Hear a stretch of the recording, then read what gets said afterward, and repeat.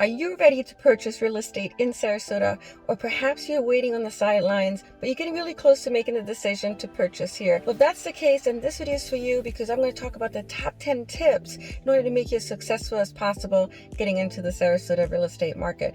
My name is Katrin Fitzmaida. I'm a realtor here in Sarasota County. If you don't know my channel yet, this channel is all about Florida insights with a focus on Sarasota real estate information. If you haven't subscribed, subscribe to this channel and let's get started. Number one, get to know the area first. I've been talking to a lot of buyers who see these videos online about Sarasota, or maybe they're reading articles and they're ready to purchase without really having spent some time here. And so I say that if you can take a week or maybe 2 weeks, come on vacation here and get to know Sarasota, because first of all, you want to make sure you're going to like it here, right? But also there's so many different neighborhoods in Sarasota. You want to make sure that you purchase the home in the location that, yes, you can afford, but also where you're going to be the happiest in.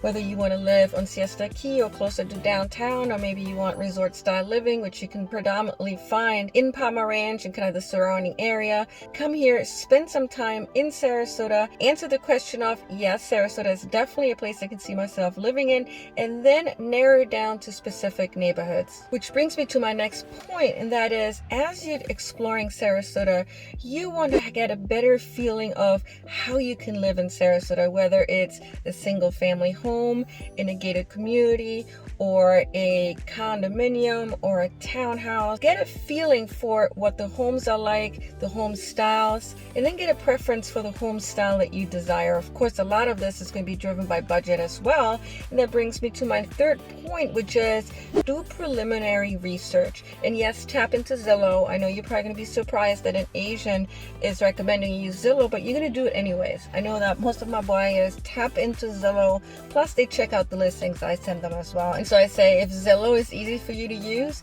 then use it for preliminary research. You want to make sure that you have a good understanding of what money can buy here. Your agent is going to help you get to know the real estate market situation better. But the more educated you are starting off the whole process here in Sarasota, the likelier it is you won't get surprised. So the reason why I'm bringing that up is because I've been working with a few buyers who've been waiting on the sidelines what money could buy back in, say, March of last year. For the same budget, you will get far less house these days. Some of my buyers had to readjust their thinking. They've really had to wrap their heads around the fact that the market has appreciated 30 to 35% year over year. Get a feeling for what you can buy and then hone in on your budget. What is going to make the most financial sense for you based on what you can purchase in Sarasota? You're going to want to work with the buyer's agent for a few reasons. The buyer's agent is going to have much deeper market knowledge. Not just that, but also negotiation skills, which in this market can come in extra handy, right? I mean, it's not easy. You're going to be competing in some cases with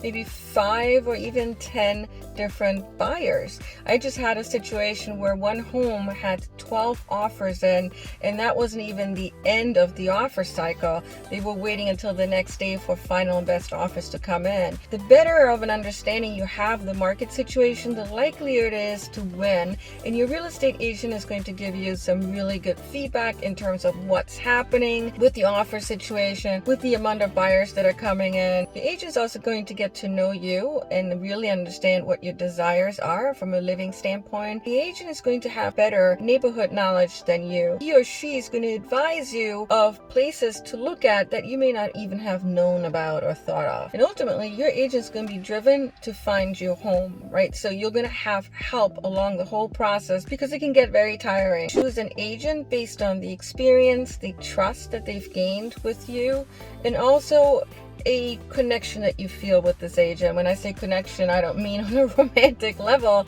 I mean just somebody that you can see yourself working with quite a bit, because if you go under contract, or even if you're seeing homes together, but let's just say you go under contract, you're going to be talking to that agent quite often, maybe even on a daily basis, because one of the responsibilities the agent has is to make sure that you're informed along the entire process. You want to make sure that you have a good rapport with the agent. At this point, I really want you to think think about, because I do believe, especially in today's market, it's going to be beneficial for you. And that is, work with an agent that is associated with a larger brokerage. First of all, they have quite a lot of support internally. You're also going to have access to way more pre-market opportunities, and you're going to want to be able to tap into that, because if you're just waiting for listings to come on the market, you're going to be competing with so many more buyers. Like I said, the example I gave earlier, in today's market, it still could be 5 offers, maybe even 10 offers for a particular listing.